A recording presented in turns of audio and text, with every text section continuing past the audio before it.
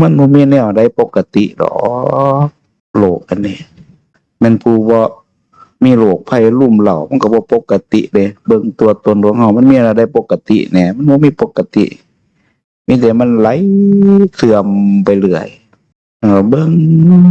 อย่าให้มันขาดเคลื่อนไปมีสติเบิ่งระลึกเห็นอยู่ตลอดนะระลึกรู้เหตุของ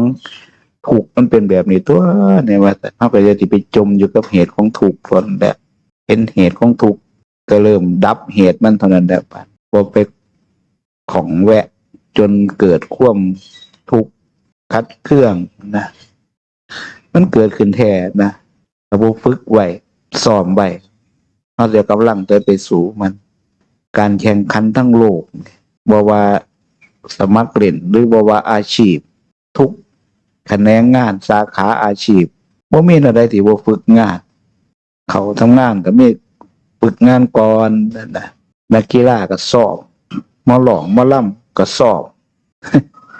ก่อนที่ได้รับงานออกไปแสดงเอาเงินเอาทองเขานะสอบเท่านี่สอบเจ็บสอบเรื่องความป่วยสอบเรื่องความแก่สอบเรื่องความตายสอบไว้สอบโดยวิธีการเข้าใจความเป็นจริงก็มันต้องเป็นแท้แน่นอนแล้วว่าจะ